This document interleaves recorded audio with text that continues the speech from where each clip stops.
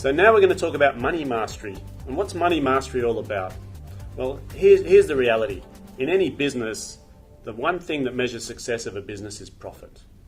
Now, I know a lot of people out there aren't comfortable talking about their profit, and I know a lot of people don't actually understand bookwork or paperwork or really leave all that to the accountant or to the bookkeeper. But here's the thing, it's the scorecard. So if you're not making a profit in your business, usually the books will tell you exactly what's going wrong, so you need to understand this money. Now, when you get your profit and loss, and some people only get it quarterly, and what you should be doing is getting your profit and loss every single month.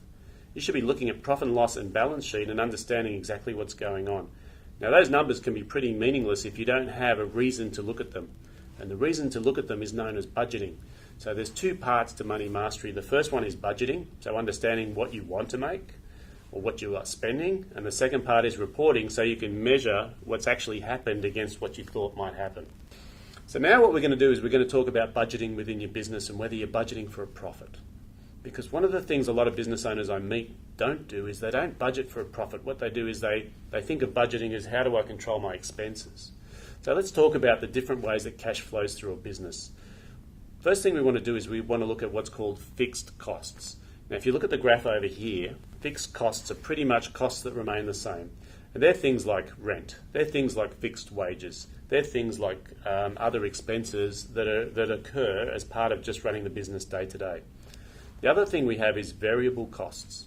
Now variable costs are actually costs that vary according to the sale. So things like cost of goods sold, things like external contractors, things like sales commissions. Now if we add these two together, we get what's called total expenses for a business. Now when we start looking at what total expenses are, we can measure that against revenue. So if you look at this green line, what it indicates is the revenue of a business. Now until that green line crosses over the yellow line, we're actually running at a loss. It's only when it crosses over that yellow line we start to see a profit within the business. That crossover point is known as the break-even point of your business. Now if you don't know this number, you're in a bit of trouble, because this is the number you need to reach as a minimum just to stay open and just to keep trading. And for a lot of people, if they don't know that number, how can they tell if they're on track? So once you know what your break-even point is, now you can start working on building the business. Because one of the things you'll notice is beyond the break-even point, the gap between the yellow and the green line gets bigger and bigger and bigger. Now the reason behind that is that our fixed costs don't change. It's only our variable cost, which is our cost of goods, which means our profit of our business can increase quite dramatically once we move beyond break-even. But here's the thing, if you don't know where it is, how can you improve on it? Now the next thing you want to think about is, now that we know where the profit lies within our business, one of the questions I ask people in business is, what's your capacity? Now, capacity in a business is what's known as maximum utilization. And if I ask the question, what's maximum utilization, most people haven't got a clue. I was working with a hairdresser one time and I asked her the question, what's your maximum utilization? She said, what do you mean? I said, well, how much work can you handle? And she said, well, I've got 3 hairdressers on the floor and they're flat out all the time, so we're running at maximum right now. My next question was, well, how many seats do you have in your salon? She said, 8.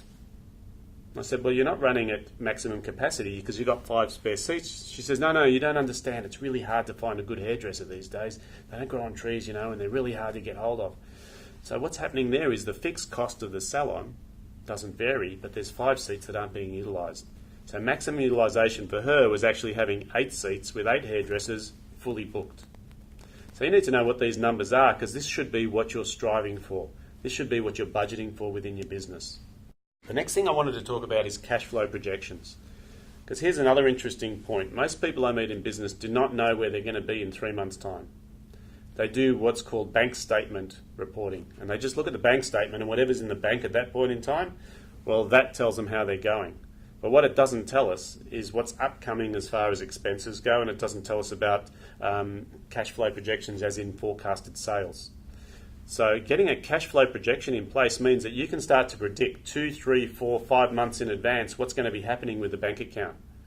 I mean, wouldn't you sleep better at night knowing that you might be down $5,000 in 3 months' time and you've got some time to actually bring in some early payments or to do a sale or something to get that money through the door?